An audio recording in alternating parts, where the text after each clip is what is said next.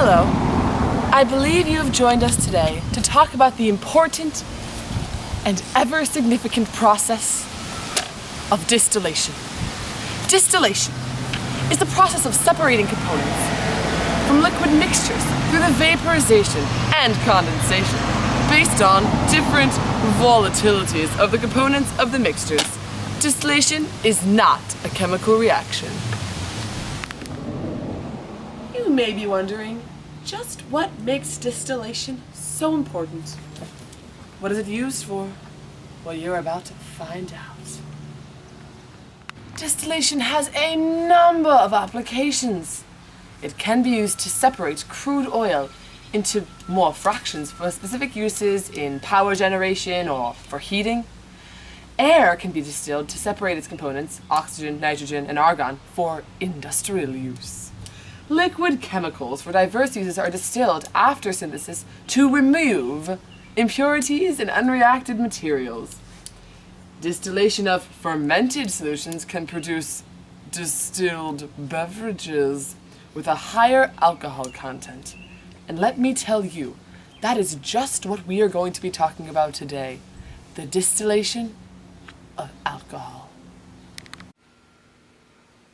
Tequila, vodka, Everclear, Bacardi, even limoncello, and many others. Now, what do all these things have in common? That's right. They've all underwent the process of distillation. Now, before we get into the thick and the thin of the complex processes of distillation, let's talk a bit about the purpose alcohol serves in our society.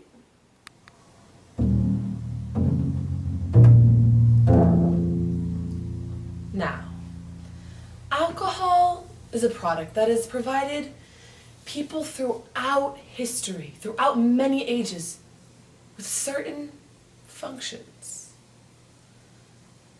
But now no one really knows when alcohol was first purposely used and created by people, but many historians believe that it occurred tens of thousands of years ago, all the way back in the Neolithic period.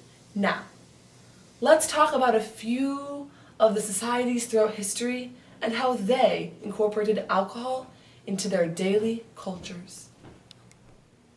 Some of the earliest traceable accounts of alcohol were from wine produced by berries and grapes in regions such as Egypt, the Middle East, and Italy. A variety of alcoholic beverages has been used in China since prehistoric times. Alcohol was considered a spiritual food rather than a material food. And extensive documentary evidence attests to the important role it played in religious life. The one thing that a lot of these societies had in common was that alcohol should always be used in moderation. Alcohol is a social beverage. Cayley! Hey, Jess! Hey, now that we're hanging out, having a good time, can I fix you a Skinny Girl White Cranberry Cosmo? Personally, I'd prefer a straight Everclear. Well, if you prefer it. Don't you love how alcohol makes you feel more social and more free? I'm so outgoing. Yeah, you really are. The coolest thing about alcohol is that it enhances the taste of food. Wow. Did you know that? No. Let's eat. Did you also know that it causes relaxation and happiness? Who knew? Yay!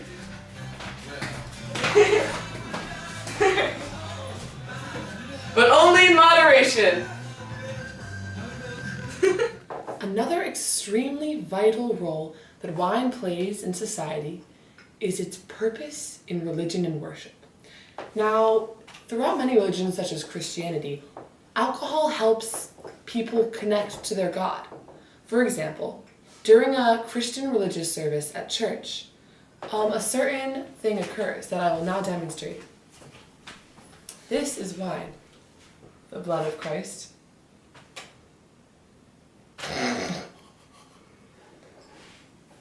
Now she is connected with her God. This was actually cranberry juice. Frangelico, an Italian distilled liqueur, was created by a monk in a monastery, showing again how religion and alcohol go hand in hand.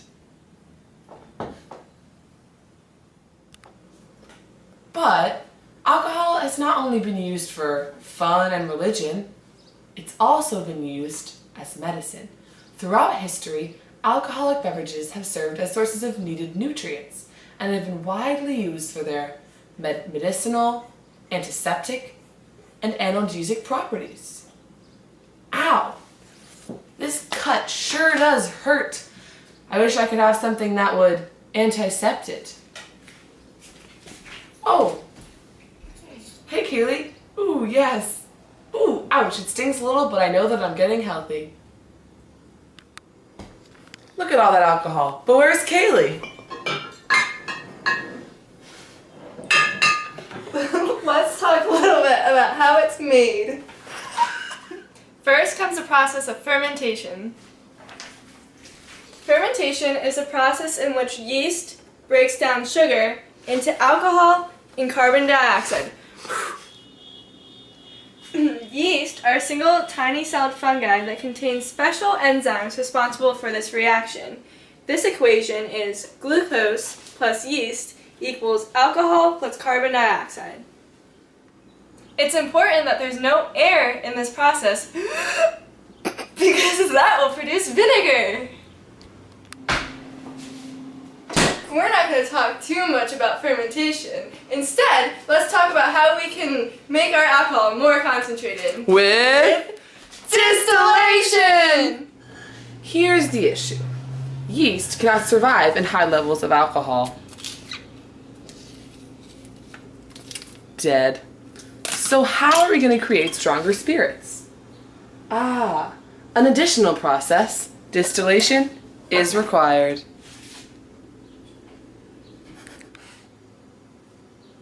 Fermented drinks are distilled to create vodka,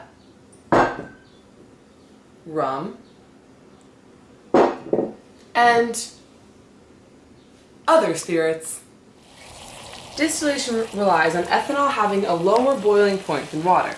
When the fermented drink is heated, the ethanol vaporizes at 78.5 degrees and the water is left behind, because that's when water boils. The ethanol vapor is caught and cooked so it condenses into a stronger concentration of ethanol.